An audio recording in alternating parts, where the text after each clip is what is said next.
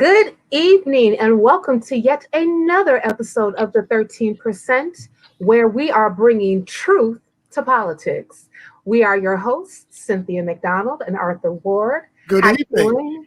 How are you this evening, Mr. Ward? I'm wonderful. How are you, baby? How are you today? I am doing splendiferous. Mm-hmm. All right. So we're going to be talking about some stuff, going to get That's right. into a little bit about this DNC platform draft. But before we do that, let's get a little housekeeping out the way. Make sure you are liking this video. Subscribe to the channel, YFNA News. What's up, Brainbug?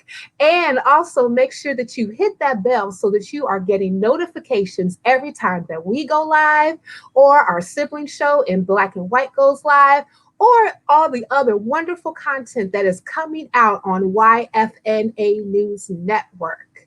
All right? Make sure y'all go ahead and yabba dabba do all that, okay? And if you like the content, consider being a Patreon. So we all have all the links in the show notes below, down there, where I'm pointing, down there, okay? Got it? Cool. All right.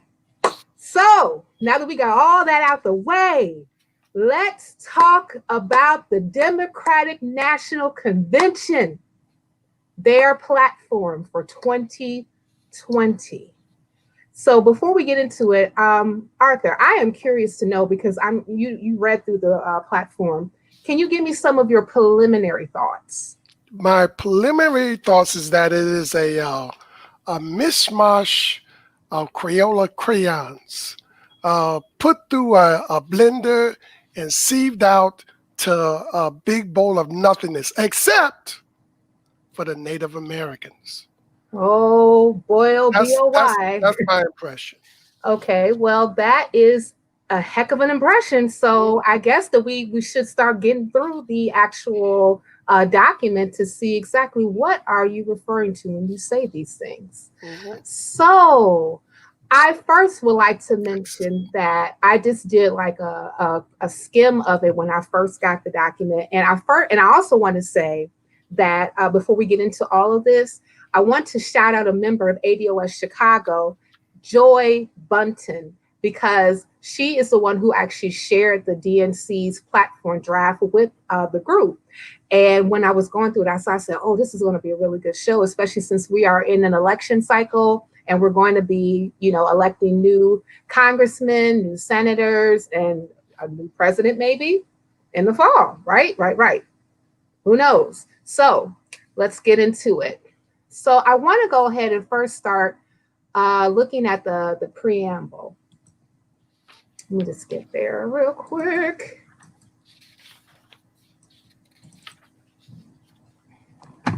But before I get into the preamble, I kind of wanted to reference something that you just mentioned, Arthur, when you were talking about the mishmash except for Native Americans. So before we even get into the preamble, the Democratic National Convention actually did a land acknowledgement. And so they said, the Democratic National Committee wishes to acknowledge that we gathered together to state our values on lands that we have stewarded through many centuries by the ancestors and descendants of tribal nations who have been here since immemorial. We honor the communities native to this continent and recognize that our country was built on indigenous homelands. We pay our respect to the millions of indigenous people throughout history who have protected our lands, waters, and animals. We respectively acknowledge that we present this platform at our 2020 National Convention on lands of Bad River Band, of the Lake Superior, tribes of Chippewa Indians, the Forest County Potawatomi community, the Ho-Chunk Nation, the Lake Corte Oreilles Band of Lake Superior Chippewa, the Lac du Flambeau Band of Lake Superior Chippewa, the I believe that's the Menominee Nation of the Oneida Nation. Menominee. Oh, Menominee. I'm sorry. I do apologize. Menominee Nation, the Oneida Nation of Wisconsin, the Red Cliff Band of Lake Superior, Chippewa, the St. Croix Chippewa Indians of Wisconsin, the I believe that's the Soka Go. Oh my goodness, I'm really messing this up. Sakagan. Sakagan. I should have made you read this. Chippewa Community and the Stockbridge Muncie Community Band of the Mohican Indians. Okay, so Oh, and let us yeah, pray. You know, the great thing about this preamble is that every wait, one of the hold on, Indians hold listed on, here. No, I'm hold on. sorry. This is not the preamble. Oh, no, I know the That's the no, I right. know that's not the preamble. The That's not land even the acknowledgement, preamble. but Mhm. in the land acknowledgement, every one of these Indian tribes, each one of these names have casinos attached to it. They do, and we can talk a Every little bit. one of them. Yes, they do. They really, really do. And we're going to get into that just a little in a bit Mhm. concerning Native American casinos.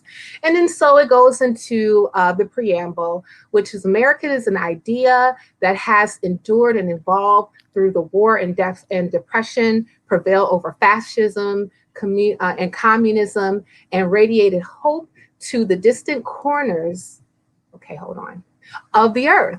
Americans believe that diversity is our greatest strength, that protest is among the highest forms of patriotism, that our fates and fortunes are bound to rise and fall together, that even when we fall short of our highest ideals, we never stop trying to build our more perfect union. Yeah, that was really, really nice. It It goes on is. from there. Yeah. It really goes on to there. Yeah. It talks about the different challenges that we're facing, especially Right. when we're talking about COVID-19. Hmm. And, even some of they do like a pot shot to Trump when they were talking about how he was highlighting out public institutions Hmm. and sidelining the experts and rejection of science and et cetera, et cetera. So all that is going on in the preamble. Okay, so that's that particular portion. Hmm.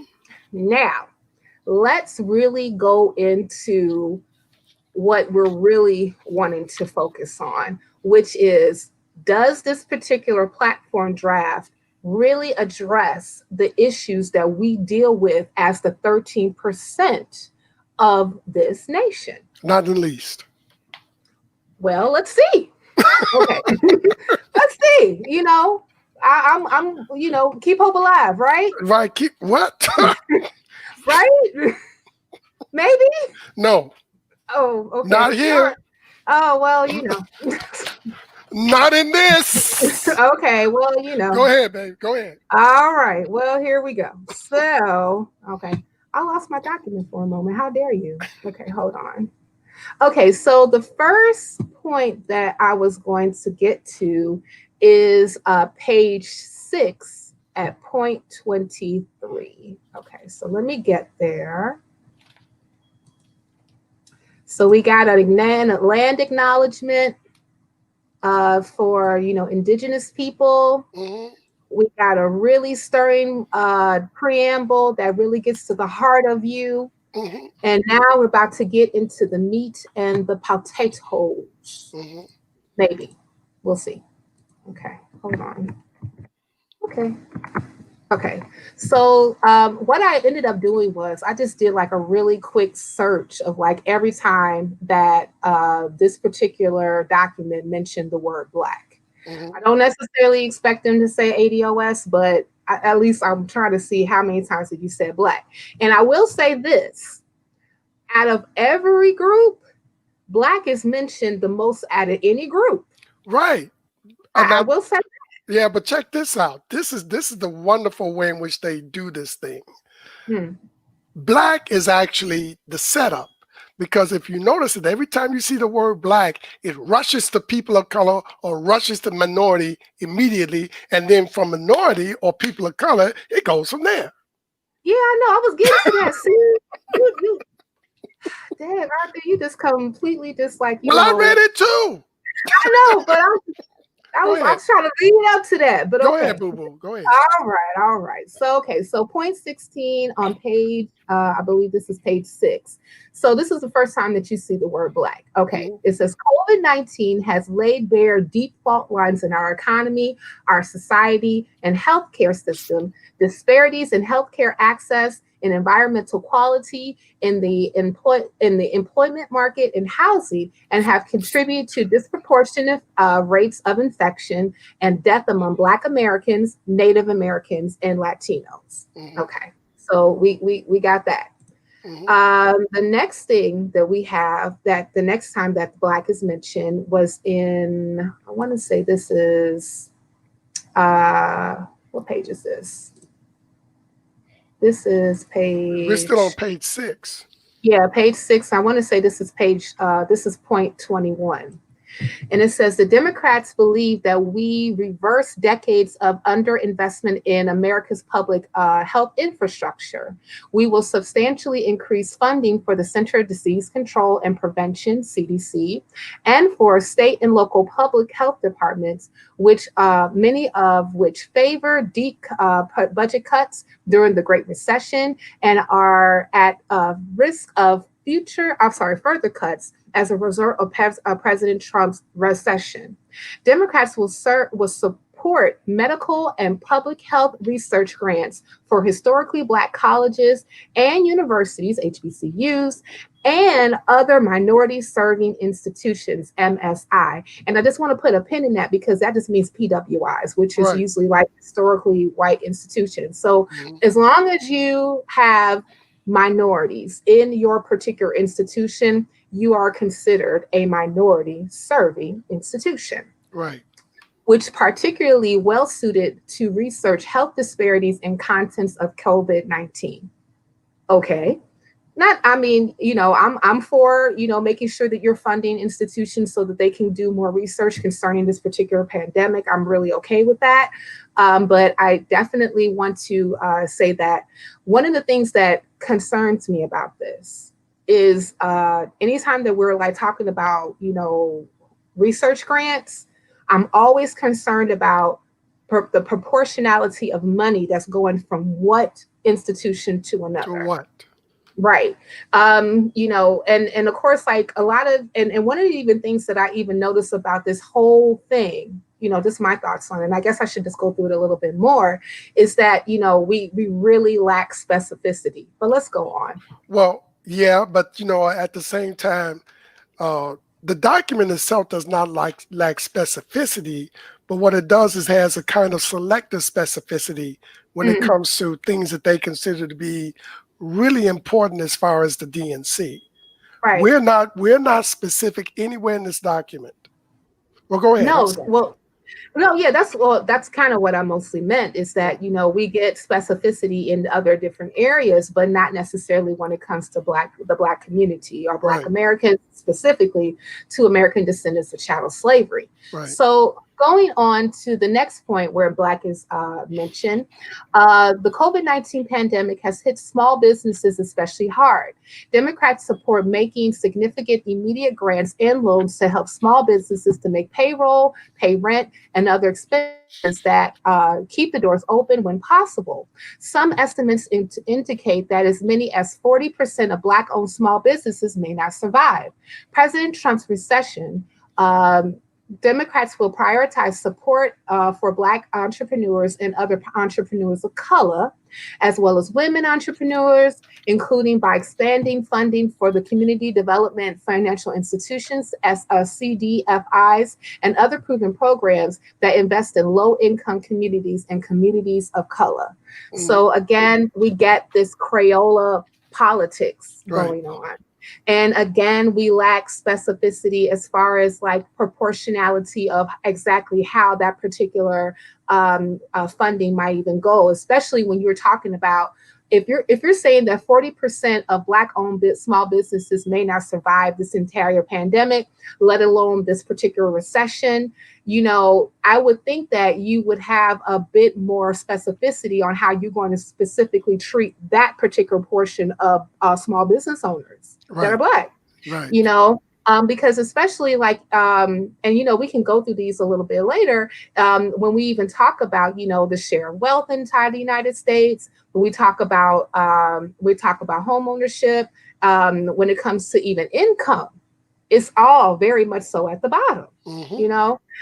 So, and yeah, And your thoughts on also, and also, on average, your average black business is even less capitalized than a Latino business. If you that? notice, when you go to Latino neighborhoods, they have businesses, and they're more viable on average than black businesses Mm-hmm. because they're better capitalized. But Mm-hmm. because of the lack of specificity in this document, it's hard to pinpoint what the real intentions are. Mm-hmm. You Mm-hmm. know? Exactly. It kind of reminds me of my fight that I had with the CBC some months ago when they were Mm. first actually dealing with the CARES Act. And let me see if I can go to, I know I'm going to skip around just a little bit, so bear with me, Mr. Producer. Let's see. If you can go to letter E where it says cbchouse.gov news document single.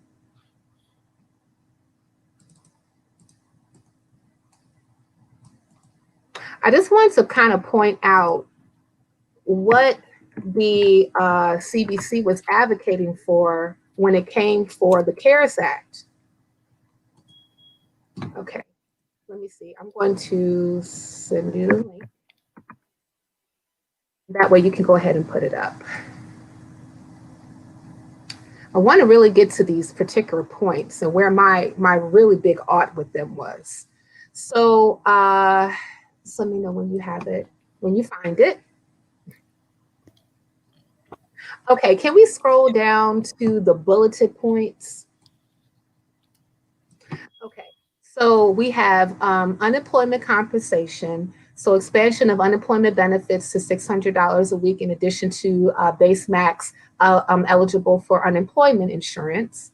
Funding HBCUs, $447 million to HBCUs of the 1.05 billion for minority serving institutions, which means again, everybody else. Direct financial payments. And I want to scroll down to this particular point because this is where my fight was with them when we got to small Black businesses. Excuse me. So it says here that they were advocating for giving the Minority Business Development Agency $10 million to make grants to minority owned businesses. Wait a minute. That's not Yes. even enough to take care of black businesses just on the south side of Chicago. Mm-hmm. Oh, this is national? That's what they were advocating for. Oh, okay. So every black business in the country is going to get a check for $5, right? Okay. If that, remember, look at the language. Look at the language. Right, for When you minority. When you say minority, minority business, that means white women white women, and everybody else, and everybody else. we're going through Crayola politics again. Right. But even though when we even look at this particular portion, you recognize in the draft that they have here 40% of Black owned small businesses may not even survive President Trump's recession, but you got the CBC advocating for only $10 million to be set aside in a minority business fund that any particular group can take advantage of as long as they meet that minority moniker. Right. So again, I have problems, people, and let's continue. I got problems. I got problems. Mm. Okay, so we even go further down when we go back to the draft document. I want to say this is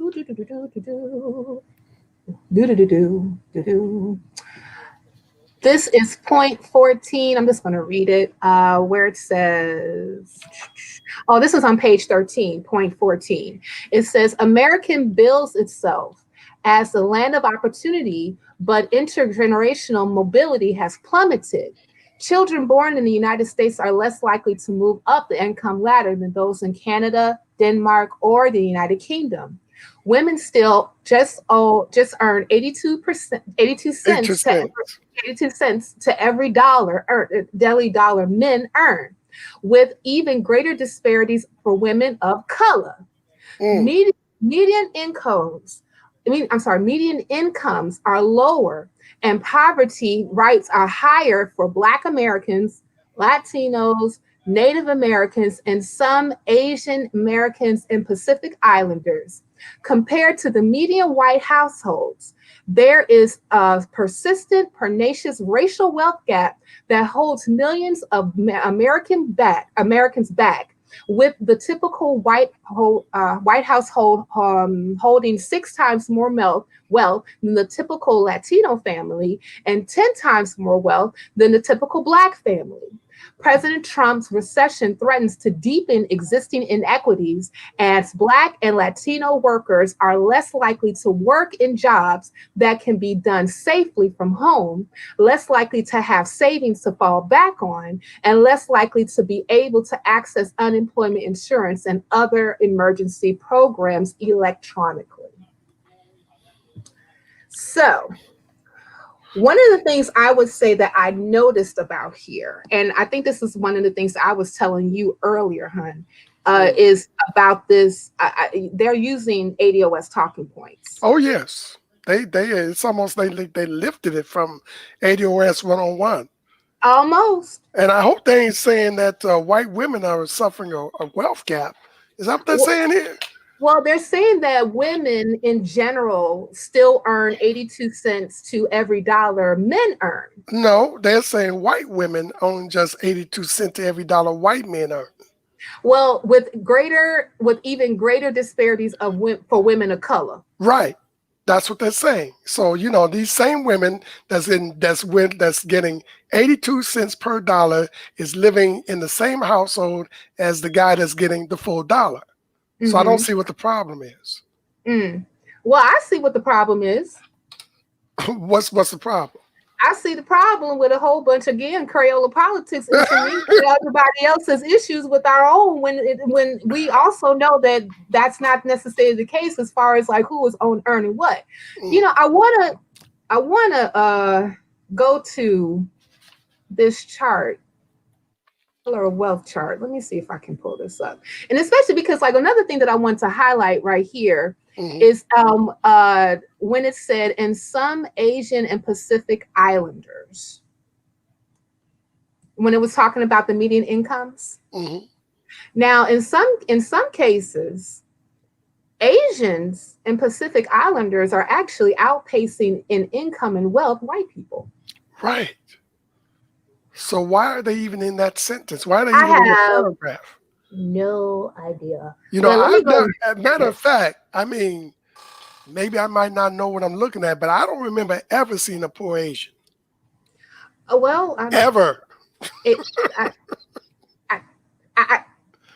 Now they might be wearing them Kmart khakis, but they be living in some very nice neighborhoods and they drive very nice cars. Well, so I'm not seeing it. Well, I will definitely say from my experience here in Chicago that I have not really seen I would say like on a whole, Asian communities that's really suffering when it comes to money. I will say that not here. Not to say that they don't exist, but it's very nominal. No, they don't exist. They don't exist here. They might exist in China, but not here. Well, but that's what I'm saying. That like even like you look at like some of the reports when it comes to even like median household income, when it comes to like a lot of Asian groups, they actually outpace white people. Matter of fact, let me see if I can find the report that I am thinking about. Hold on, Jim Shoe. Y'all bear with me. Shout out to the chat. Make sure y'all like this video. Make sure you share it. Send it to your congressmen that are Democrats.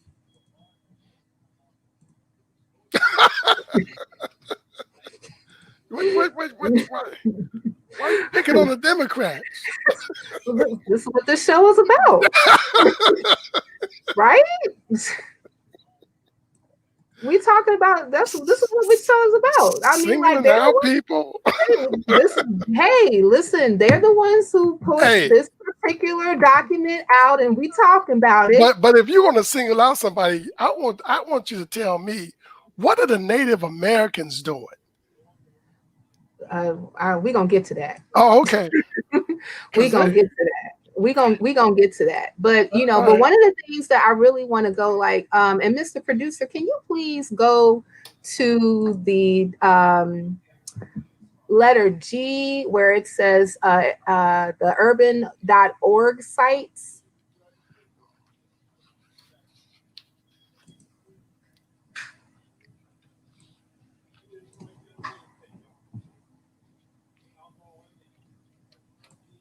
And if you scroll down to, okay, so if we look at page 7, Mm-hmm. so this is the first chart that I really wanted to have folk look at when it comes, and this is just like a chart that was done by the Samuel Du Bois Cook Center for on Social Equity. I know that. I'm going to scroll it down a little bit so we can get to the Yeah, point. scroll down to go to page 7, and it's called the National Wealth Share by Race. Okay, there you go. There you go. Stop right there. Go, No, back up. back there. Bam, right there. No, wait, the chart. Wait, The chart. no, the chart. The chart. The blue chart. Yeah. Yes, right there. Right there. Don't move no further. Yes, right there. Okay, so we can see right here.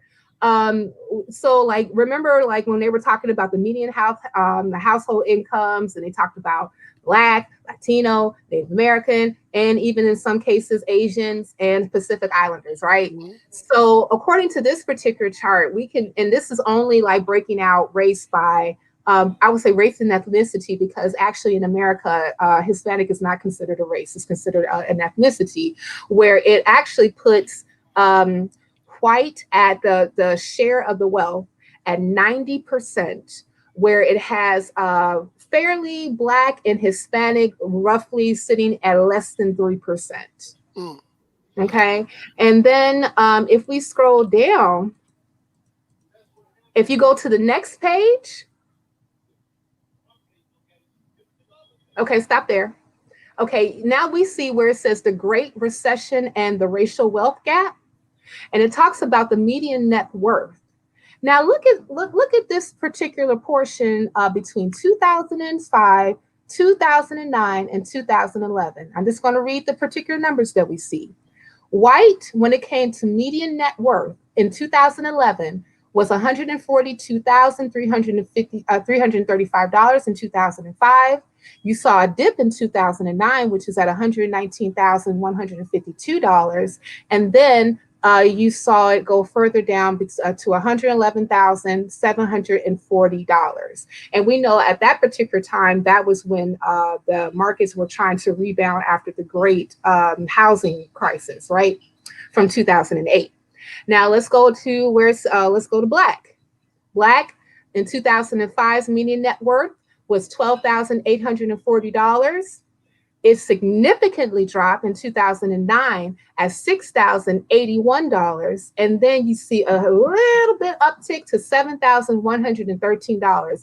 And I want to point out that more than likely this is like total net worth, which includes all assets, which would be like the family car. Well, you know what? Let me say this. You know those Hispanic numbers? I think they're either miscounted or false, and I'll tell you why. In the Hispanic community, there's a tremendous underground economy going on, and there's a lot of money being made that's never reported. Also, do those numbers include Cubans? Okay, which in many aspects outpace white people.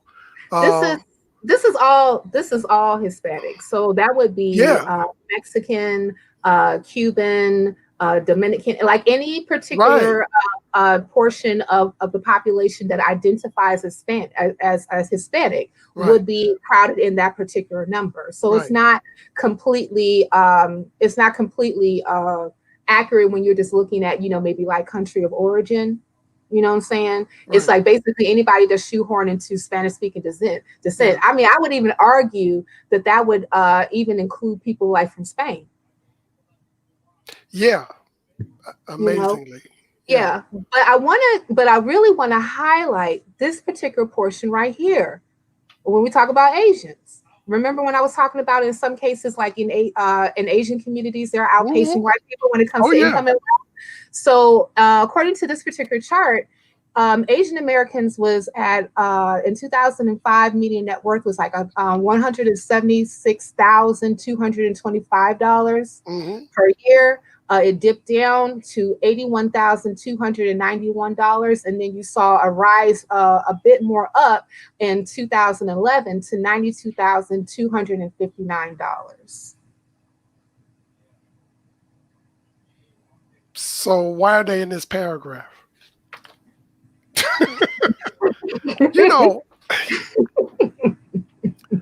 I am going to lay all of this nonsense in this platform at the feet of the CBC, who are a group of some of the most cowardly, inept people to ever hold office in this country. And if Black people are really about getting their stuff together from top to bottom, one of the priorities that we need to do is get rid of the CBC and get people in there that actually represent us and will represent us with some balls. This is ridiculous. So do we want to go to the actual part that really means something to Black Americans? Let's go. Okay, let's go. Take a trip with me, people.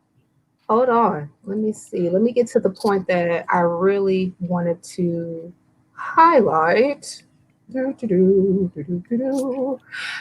can never find my document when I want it. That's a crying shame. Okay. So if we go to, where are we talking about it? Page 36.35. Let me get there.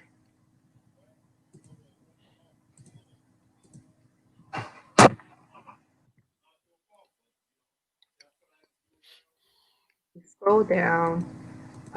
So like it started, and I think that this probably makes more sense to actually look at point 14 on page 36. 36. Where it's entitled Achieving Racial Justice. I got it. Okay. So shout out to them to actually, acknowledging this. So we'll go there. Okay. And we're actually going back to the Democratic Convention, Mr. Producer. Here, I'll put that in right here. Get to it. And we're 36. I'll go ahead and start reading. So historic wrongs and abuses perpetuated against Native Americans 2.5 centuries ago of slavery and 100 years of Jim Crow segregation and a history of exclusionary immigration policies have created profound and lasting inequities in income, wealth, education, employment, housing, environmental quality, and healthcare for communities of color. Oh boy. Democrats are committed to standing up to racism and bigotry in our laws, in our culture, in our politics, and in our society, and recognize the race neutral policies are not sufficient to rectify race-based disparities. Okay. We will take a comprehensive approach to embed racial justice in every element of our governing agenda, including in jobs and job creation, workforce and economic development, small business and entrepreneurship, eliminating poverty, and closing the racial wealth gap. Shout out to ADOS101.com. Promoting asset building and home ownership, education, healthcare, criminal justice reform, and environmental justice, and voting rights. We just gonna put like everything in the pot. Like where's the reparations at? Is this a misprint? Oh, okay, yeah, we're gonna go down further. Ain't no reparations in here. Oh no, it's there. Is there where? It's there. So let's go to point 35. Let's go to point 35. We believe. Yes, we believe. We believe. Should I get my best? I'm thinking I should read this in my best Obama preacher voice. We believe. Go ahead, baby.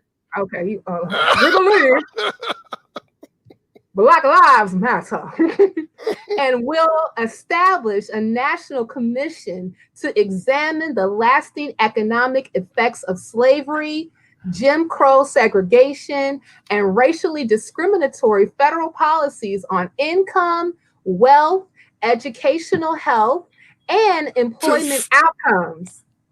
Yeah. Keep going. Okay, I'm going. Keep going, baby. Keep All right. going. Yeah, y'all just watch my dust. Watch my dust. To pursue truth and promote racial healing. Ooh. And to study. Study. I said study. Reparations. These motherfuckers, boy, are so... I would like to add. Wait, hold on. I would like to add that the first time that I did not drop the F-bomb on the show. Okay. Ooh, they gonna study reparations. They gonna study it. Look, this is what I told one of our legislators because I was mad, and I had like I think I had a half a bottle of about a $75 bottle of Cabernet Sauvignon in my system, right? Of course you did. Yes. And I told him, I said, look, no more studies need to be done.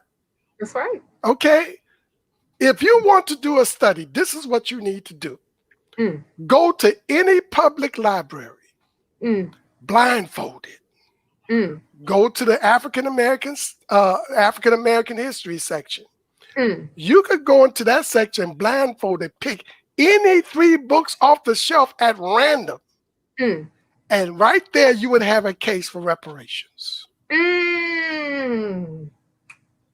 don't need no more studies. We really don't. So you're going to tell me CBC with Karen Bass and Sheila Lee and all these other people, y'all let this get past you with no... What are you there for? What are you there for? To study what? It goes on. It goes on? Well, keep going, baby. Keep going. Okay.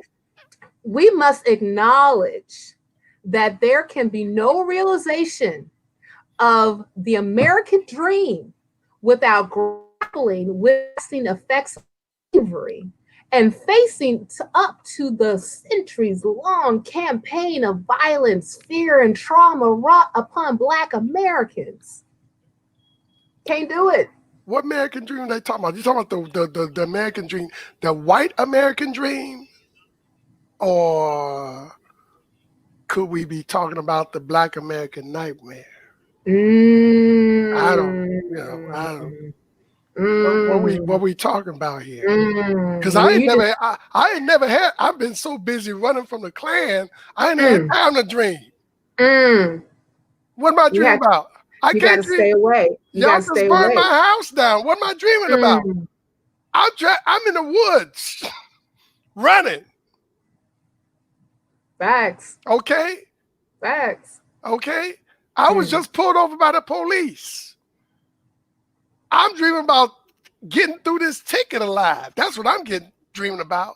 Hello. So I don't have time for the American dream. Not until I get protection, set asides, and money. Money is the American dream. Yes, it is. If you ain't talking about money, we ain't talking about dreaming. As a famous orator said, if it don't make dollars, it don't make sense. That's what they said. That's right. What they said. And then even when we go further into this whole we go right back to Crayola politics. We go right back to it because in point 42, it says the extreme gap in household wealth and income between people of color, especially Black Americans, Latinos, and Native Americans and white families is hurting our working class and holding our country back. Democrats are committed to improving economic mobility for people of color. We will fight to tackle intergenerational poverty and close the racial wealth gap. Right. But I want to say something here. And I have heard this point made so many times, especially by Yvette Carnell and Antonio Moore, Dr. Darity, and others that are really, shout out to Be the Power. I'm going to shout out every time we go on air.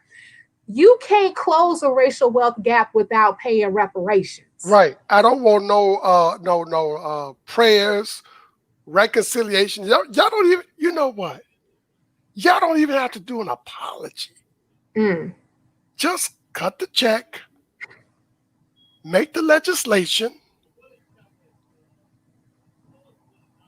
have the president to sign off on it. Several checks. Several checks. Several, yes. And let's just do this. Listen, you know, one of the main reasons why we really don't need to study is because we have so many works that's already out there that has done the job. Okay, listen, so one of the things that we did at ADOS Chicago is that we purchased, how many books did we purchase? I want to say about 50 or 75 books, something to that effect. Yeah, with some high number. Yes, and we bought several books of Dr. Darity's book From Here to Equality. Right. And we mailed them suckers to different Congress people. Right. We did. And we wrote a letter. Because matter of fact, the hosts of the 13% worked on the letter together. Right. And we sent those particular copies to legislatures in Congress. And we were talking and actually highlighted some of the areas that we wanted them to focus on. Because if you really think about it, all that information, and especially how this whole you did can be done, is already done. You can save that $12 million that you put in HR 40 for salaries, because Dr. Darity and other economists have done the work for you. Right. And we don't want to be a hustle. You know, it's like we've had 400 years of hustles. Okay. And right now we're about to be hustled by people in Narcan and Cobra because they're part of this study hustle. What they're trying to do is get salaries, not reparations. And they want to keep the study thing going as long as possible. And if by accident reparations do happen, they want to put a lot of that money into the pockets of Caribbeans and Africans that are living here. Y'all need to talk to Dr. Ron Daniels of NARC about that. It's crazy. I like to say that's not necessarily the case, sweetheart, because according to Narcan and Cobra, they're not trying to pay out money at all. Right. No, I'm just saying. Yeah, I mean, we're talking about, remember, like they're talking about social programs. If resources are paid out, whether it be monetary or in other forms, they want to put that money or resources into the pockets of Caribbeans and Africans. They don't even want to do monetary. Right. They don't. I mean, NARC's website said it. Also, in Cobra's website said it. They are not about monetary compensation at all. Even when we look at these local initiatives, because we talked about it last week with Marlon, that all of those, when we were talking about even Asheville, there was no mention. It was, matter of fact, several papers even mentioned that there was nothing about paying cash. Cynthia, wouldn't you agree that housing assistance and down payment assistance are forms of money? There are forms of resources and money. Yes, I agree with that. But I'm just talking about, like, you know, it's never reparations if you ain't paying money. That's true. And they don't even, and like I said, they're not even trying to advocate for that at all. But they are advocating for more studies. They are advocating for more studies. We got to study. We got to study. The study. So we can come up with a study for the other study that we studying. That's right. You know, it's just, it's really bad. Now, I will say this. So just going through this whole particular document, people, again, we're getting a lot of like you get like some really, you know, decent sounding stuff as far as like the platform is concerned. Hmm. And I kind of wanted to mention the only time that actually Black people were really mentioned by themselves. And I mean, and it wasn't just when we talking about, Black Lives Matter and studying reparations, but there's another point that I wanted to go up to. Hold on, let me get to my document. I wrote notes, people. I wrote notes. Let's see. I want to say on page 32. Let me go to page 32.16. Let me go here. Okay, and that this is at the point where they were actually talking about protecting communities and building trust by reforming the criminal justice system. Hmm. So on point 16, it says Democrats believe we need to overhaul the criminal justice system from top to bottom. Police brutality is a stain on the soul of our nation. It is unacceptable that millions of people in our country have good reason to fear they may lose their lives in a routine traffic stop, or while standing on a street corner, or while playing with a toy in a public park. It is unacceptable that Black parents must have the talk with their children to protect them from the very police officers who are supposed to be sworn to protect and serve them. It is unacceptable that more than 1,000 people, a quarter of them Black, have been killed by police every year since 2015. Democrats also recognize that all too often systematic cuts to public services have left police officers on the front lines of responding to social challenges for which they have not trained, from homelessness to mental health crisis to the opioid epidemic. We can and must do better for our communities. Mm. Now, I want to say that this is the time in this entire document that Black people are mentioned by themselves. Oh, okay. So our reparations or benefit from this document is just not to get shot. Yes.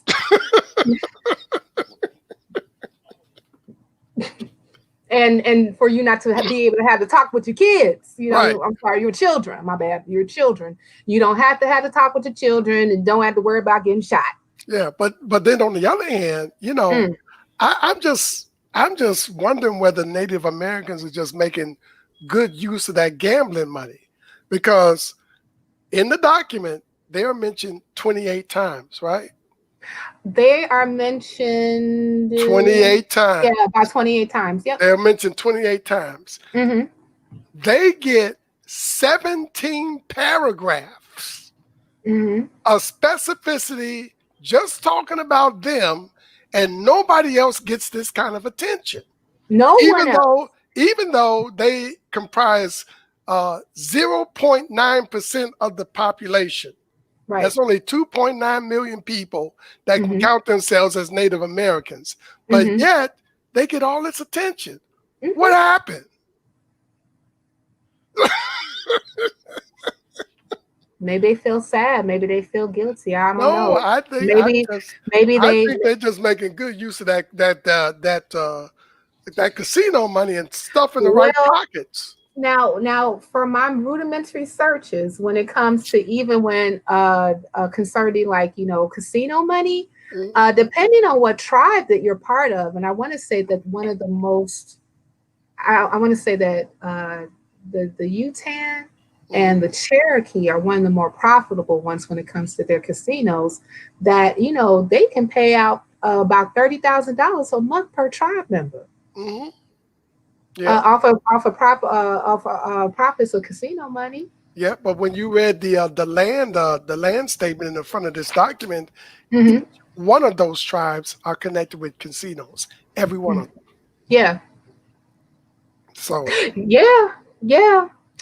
I said also to Latinos, I would be very upset if I were you. You were only mentioned 10 times in this document, and Asians, you were only mentioned 6. Well, the Asians don't need to be mentioned at all, really. Well, I mean, let me just say this.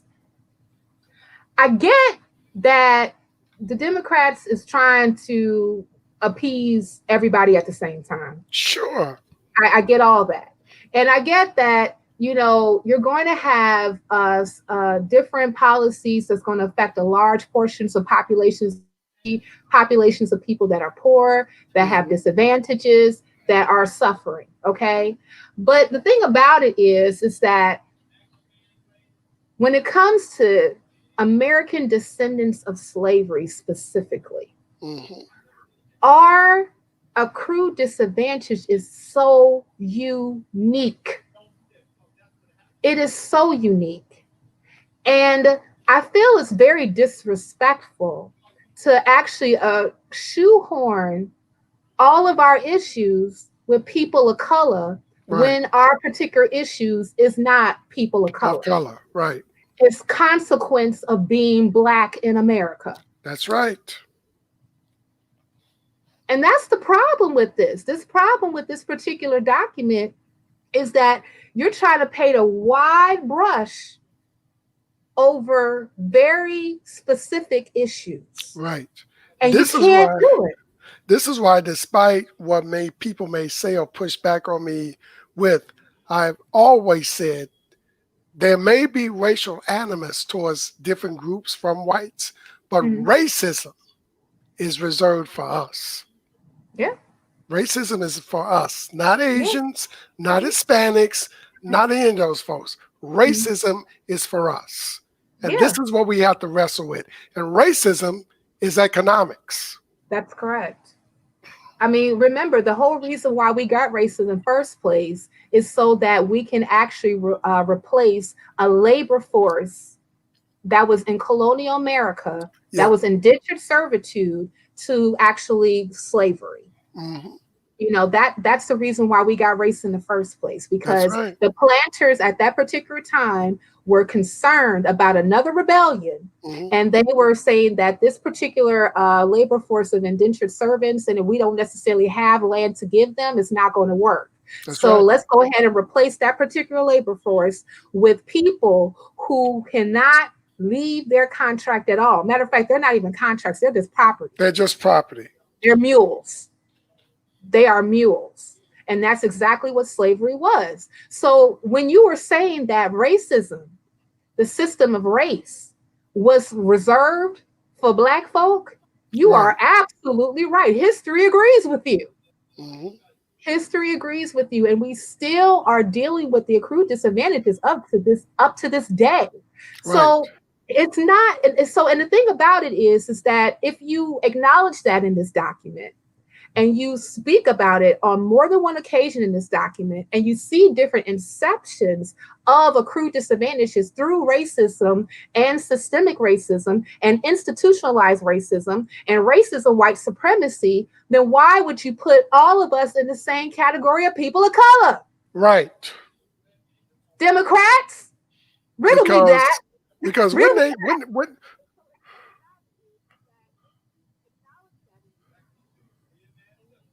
What were you saying, Arthur? Don't look at the YouTube. What were you gonna say? Wouldn't you say? Wouldn't you say that the people of color are actually bucking to keep us at the bottom caste? That's what it does. That's what it does. That's what it does, because even if you look at just where groups of people lie, even when it comes to like wealth, we are ADOS is at the bottom. Right. And you have you have ADOS, you have Hispanic, and then you may have Asians, and then sometimes depending on where you are in the United States, you know, it goes between Asians and white people as far as like who holds the majority of the wealth in that particular area. Right. A good place to actually look at some of those particular studies is the color of wealth studies, when they actually broke down those particular aspects of, you know, who has a semblance of wealth. And they broke it down by even racial groups, like, you know, ethnic and racial groups. Mm-hmm. So it's very much so that particular way. And the thing about it that makes it even more egregious is that they know it, Right. because they acknowledge that. But I find it very lazy politics to actually just say that, well, if we just do all this stuff, we'll fix everybody at the same time. No. And you just can't do it. Not when you have people of color operating politically like white people against us. Mm-hmm. Just like they're doing in Oregon. You have Asians there in Oregon trying to dismantle civil rights laws that were put in place to protect us. What is that? That's another show. Yeah. That's a whole nother show, because I'm not familiar with that. I really definitely would have to go back and take a look at that. But yeah, but just focusing on what we're dealing with now. If I'm looking at this particular document holistically, and if I would say that, hey, what do you feel about this document as far as like, does it address your group's issues? No. And I would definitely say it's wanting. There's some things in it that I say, okay, that's kind of cool.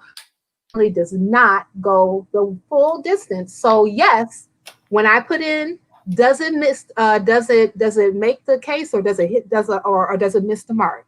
I would definitely have to say DNC, this misses the mark. Try again. Right. Try again. So and CBC, what are you doing? And CBC, what are you doing? Right. What are you doing? So I would definitely, I wanted to encourage everybody that's watching this show to visit www.blackandoscaucus.com. That particular website has a lot of great information on there, including a tool that you can use to tweet, email, and call representatives about certain issues that specifically deal with the American descendants of slavery. Please check that out. Because at this particular point, and I'm going to keep on beating this drum, is that we have to be so engaged in the political process right now. And that goes from not just voting, but we have to be very vocal with our representatives in office, and have to be very vocal with candidates that are running for office. Mm-hmm. And we have to not leave it up to them, because one of the things I want to get to, but we're running out of time, is, you know, some of the responses that came from Biden's Lift Every Voice plan, and some of the things that he wanted to do as far as Black businesses and Latino businesses, and for his particular platform. And I would also say that his African American Lift Every Voice plan is kind of like in lockstep of the DNC platform, because he says he's committed to studying reparations. Mm-hmm. You know, I mean, like, child, I can't. But, you know, again, we got to do better. Right. And, you know, politics is 50-50. It's 50% who you put into office, and the other 50% is your engagement with that person, so that the things that you need are done. Right. Right. If we just take a look at the news, we need a lot of stuff done. We need a whole lot of stuff done. So we're coming to the end of this whole You Dig. Arthur Ward, yes, my love, what are some of your final thoughts?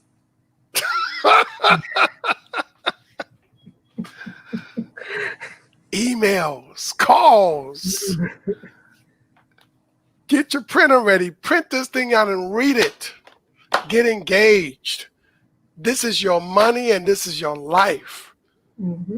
I'm just imploring all Black people to get engaged with politics, just as engaged as you are with those reality shows and with sports. This is what counts. Those are my thoughts on this. Ditto. Ditto. No, I agree. We need to be very much so out of, entertaining things and really getting into the crux of where we need to fall when it comes to politics. Right. And I want to say this really quickly. I want to shout out a certain person in the chat. Shout out to my really good girlfriend, Sandra Foster. And, I want to tell you, sis, that I used to give her so much crap for listening all day long to C-SPAN. Yes. Woo. She would binge C-SPAN like we would binge shows on Netflix, I tell you. Mm-hmm. And she was one of the ones that I would definitely say that I would look at that was really involved with politics at that particular time, and really kind of like opened my eyes about a lot of different things in the political atmosphere when I did not want to even be bothered. And, and this is kind of funny how like, growth happens, from then to now. So I really want to shout out to you, Sandra Foster. You really are the bee's knees, sis. I love you. Thank you for tuning in and really, beating the drum, especially when it comes to politics, of why we should really pay attention. So I appreciate that about you. Right on. And on that note, people, thank you for tuning in to another episode of the 13%. Again, make sure you like this video, subscribe to YFNA News, make sure you hit that bell every time that we actually go live, whether it be our show, whether it be Black and White, whether it be political perspectives, and also coming very soon, YFNA News Sunday, and also YFNA News Quick Hits. So make sure that you all pay attention to all of that. And we also want to thank our Patreons. I want to thank them. I really want to thank them. So, Mr. Producer, give me the name so I can thank them. I want to thank the ones that we have right now. I want to thank Marsha Ortega. I want to thank Kirsten, BestName Ever, and me. Yes, I'm a Patreon to this own channel because I believe in what we do. Right on. I really do. And becoming a Patreon really does help us as far as like making sure that the quality is better, making sure that we can get more information out to you, making sure that we can continue to bring truth to politics. And that's what the 13% is always about. You dig? Y'all dig? I dig. Okay, well, I'm glad you did. Somebody did. So we all appreciate you guys tuning in. Make sure that you all tune in next week, which I believe that we will have Be the Power Horn, if I'm not mistaken. Right. I think that's going to be our crossover show. So hopefully that will transpire, and it's going to be a great discussion. We're going to have a reparations roundtable. It's going to be sickening. I'm looking so forward to that. And on that note, we would love to say thank you again for tuning in. And you all have a good night. Bye-bye.